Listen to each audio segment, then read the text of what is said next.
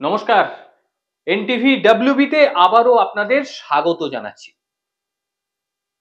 Pakistan occupied Kashmir, আপনারা প্রত্যেকেই জানেন যে পাকিস্তান অন্যায়ভাবে ভারতের অংশ দখল করে রেখে দিয়েছে। এতদিন শুধুমাত্র এই কথাটুকুই আমরা শুনতাম যে পাকিস্তান অধিগৃহীত কাশ্মীর, পাকিস্তান অকুপাইড কাশ্মীর, এই কথাগুলো শুনতাম, কিন্তু সেগুলি ফিরে আসা নিয়ে সেইভাবে কোনো কথা আমরা শুনতে পেতাম না। এবার মনে হচ্ছে ভারত সরকার বিষয়টি নিয়ে ভাবনা চিন্তা শুরু করে দিয়েছে। শুধু শুরু করে দেওয়া নয়, কাশ্মীর ভারতের সঙ্গে যুক্ত হয়ে যাচ্ছে। যুক্ত তো ছিলই, এতদিন অন্যের হাতে ছিল, চুরি করে নিয়েছিল। এবার পাকিস্তানের থেকে ভারতবর্ষ কাশ্মীরকে দখল নিতে চলেছে। শুনতে একটু অবাক লাগছে, কিন্তু আজকে একদম আপনাদের তথ্য প্রমাণ দিয়ে বুঝিয়ে দেব যে কেন আজকে আমি এই কথা বললাম। লন্ডনের চাথামে একটি অনুষ্ঠান হচ্ছিল, সেইখানে কাশ্মীর প্রসঙ্গ নিয়ে আমাদের বিদেশ মন্ত্রী এস জয়শঙ্করকে প্রশ্ন করা হয় এবং তারপরে জয়শঙ্কর যে উত্তর দিল সেই উত্তর শোনার সঙ্গে সঙ্গে গোটা বিশ্ব জুড়ে বিষয়টি নিয়ে আলোচনা শুরু হয়ে গিয়েছে। কারণ জয়শঙ্করের মুখে পাকিস্তান অকুপাইড কাশ্মীরের কথা সামনে এসেছে, এতদিন কিন্তু শুনতে পারা যায়নি। যেহেতু এস জয়শঙ্করের মতন একটা ব্যক্তিত্ব পাকিস্তান অধিগৃহীত কাশ্মীর নিয়ে কথা বলছে, তার মানে বুঝতে হবে বিষয়টি নিয়ে কিছু তো রয়েছে। এবং তারই সঙ্গে এস জয়শঙ্কর বলে দেন যে ওই কাশ্মীর ফিরে এলে পরে কাশ্মীর নিয়ে যাবতীয় সমস্যার সমাধান হয়ে যাবে, এটা তিনি খুব জোর গলায় বলেছেন। তারপরে তিনি বললেন যে কাশ্মীরে অধিকাংশ বিষয় সমস্যার সমাধান হয়ে গিয়েছে। কাশ্মীরে অধিকাংশ বিষয়ের সমস্যার সমাধান হয়ে গিয়েছে। বেশ কিছু ধাপের কথা তিনি বলেন, 3টে ধাপ। তার মধ্যে প্রথম ধাপ হিসেবে তিনি বলেছেন 370 অনুচ্ছেদ প্রত্যাহারের কথা। এরপর কাশ্মীরের অর্থনৈতিক গতিবিধি, সামাজিক ন্যায় বিচার, এটি হয়েছে দ্বিতীয় ধাপে। তৃতীয় ধাপে হয়েছে সবচেয়ে গুরুত্বপূর্ণ বিষয়, কাশ্মীরের নির্বাচন। আর ভারতের নির্বাচন কমিশন কাশ্মীরে যেভাবে নির্বাচন করেছে তা দেখে গোটা বিশ্ব হতবাক। কাশ্মীরকে নিয়ে সবারই মাথায় চিন্তা থাকে, কিন্তু সেই জায়গা যে এত ভালোভাবে নির্বাচন করা সম্ভব দেখিয়ে দিয়েছে ভারতের নির্বাচন কমিশন। তার মানে কাশ্মীরে গণতন্ত্র এখনো পর্যন্ত সঠিক পর্যায়ে রয়েছে বা সঠিক পর্যায়ে কাজ হচ্ছে। জয়শঙ্কর বলেছেন, আমরা অপেক্ষা করছি কাশ্মীরের যে অংশ পাকিস্তান চুরি করেছে, যেটি বেআইনিভাবে দখল করে রেখে দিয়েছে, সেটি খুব তাড়াতাড়ি চলে আসবে।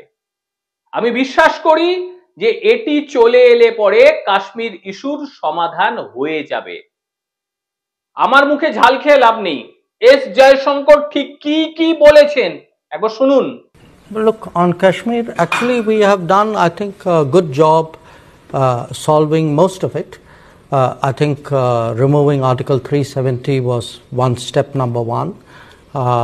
Then restoring growth and economic activity and social justice in Kashmir was step number two.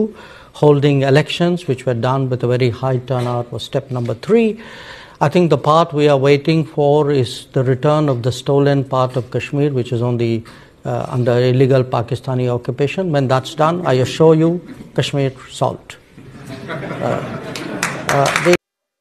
R S জয়শঙ্করের এই বক্তব্য, অর্থাৎ আমাদের বিদেশ মন্ত্রীর এই বক্তব্যের পরেই জল্পনা দ্বিগুণ হয়ে যায়।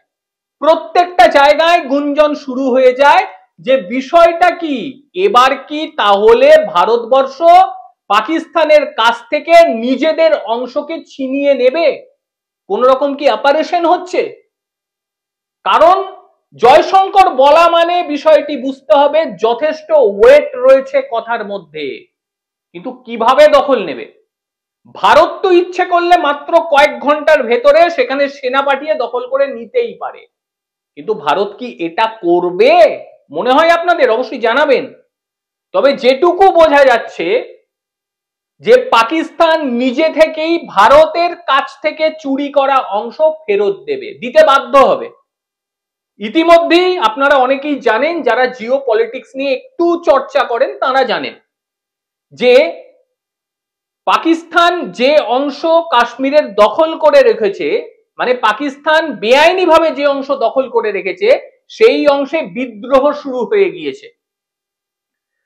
বেশ কিছু অংশে পাকিস্তান সেনা ঢুকতে পারছে না, সেখানকার মানুষ চাইছে তারা ভারতের সঙ্গে সংযুক্ত হয়ে যেতে, তারা চাইছে তাদের জীবনযাত্রার মান উন্নততর করতে ভারতের মূল অংশের সঙ্গে যুক্ত হতে চাইছে।